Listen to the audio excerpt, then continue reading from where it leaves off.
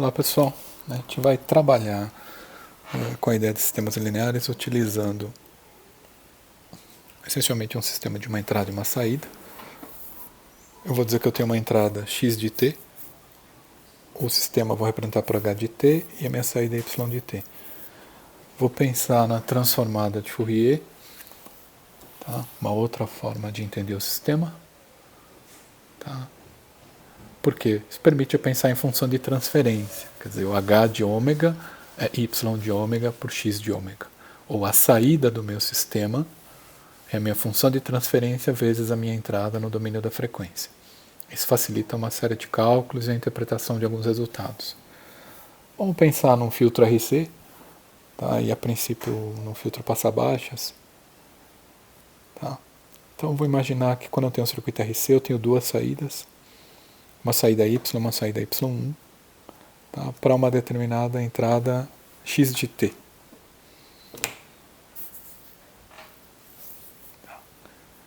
Para fazer a composição eu tenho um capacitor e um resistor. Tá? A saída do passa-baixas é no capacitor, tá? E do passa-altas é no resistor. No caso específico dessa análise, a gente vai ficar só com a saída Y de t. Depois você pode pensar em como fazer o passa-altas. Esse é o modelo físico, fundamentado em resistência e capacitância. A gente pode chegar no modelo matemático, de novo pela função de transferência, que essencialmente é um divisor de tensão, tá? Com a saída no capacitor. E a tensão está se dividindo, vamos dizer assim, entre a capacitância, cuja reatância é variável com a frequência, e a resistência.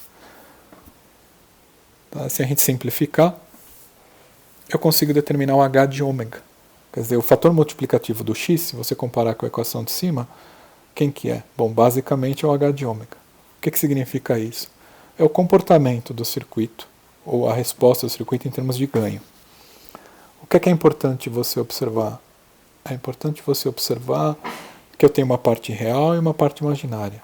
Isso indica que o meu circuito vai variar tanto a fase quanto a magnitude do meu sinal de entrada. Tá? Bom, qual é a função de transferência do circuito RC?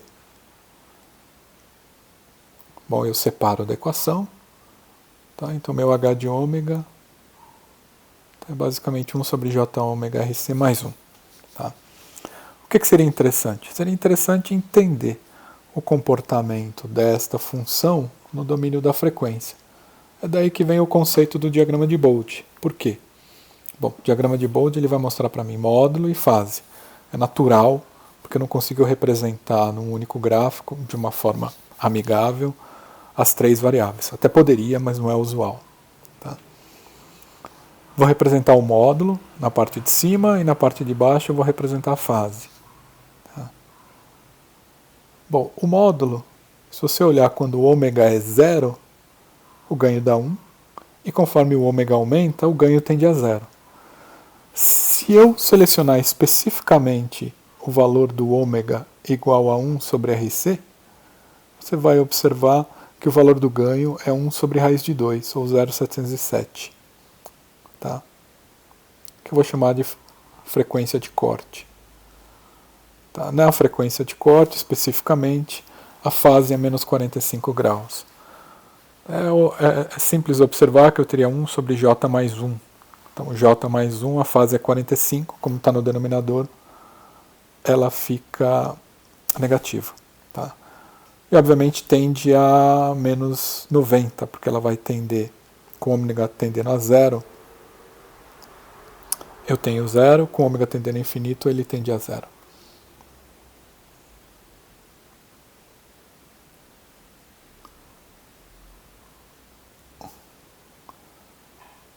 Bom, esse é o comportamento do meu sistema. Vamos pensar agora do ponto de vista do meu sinal. Bom, vamos supor uma onda pulsada P de T, que é relativamente bem conhecida, a gente fez vários problemas. Então vou admitir que eu tenho uma onda, para facilitar a periódica. Tá? E essa onda periódica ela vai ter largura tal.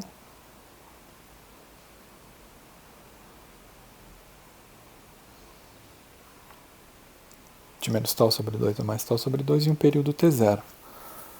Tá? O modelo matemático do P de t, no domínio da frequência, é relativamente simples. Né?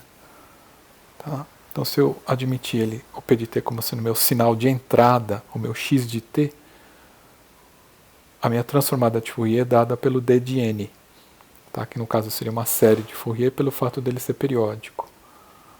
Bom, qual é o d de n em si? Bom, o d de n é relativamente conhecido, né? Tá? É a tal sobre t0, 5 de n ômega 0 tal sobre 2.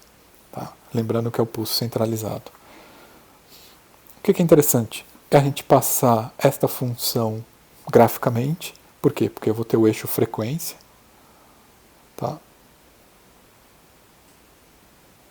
Então, eu vou colocar o d de n em função de n.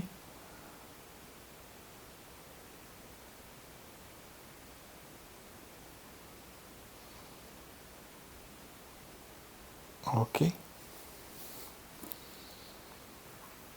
Lembrando que as frequências são múltiplas de ômega 0.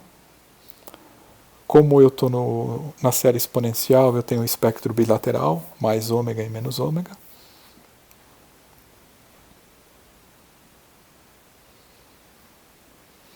Qual que é a ideia? Isso é o que eu estou colocando na entrada do meu sistema. Eu descobri qual o comportamento dele em frequência. Agora eu estou descobrindo o comportamento do meu sinal de entrada em frequência. Tá? Com qual o objetivo? Bom, o objetivo disso é entender o que eu vou ter no sinal de saída. Então vamos lá, qual que é a ideia?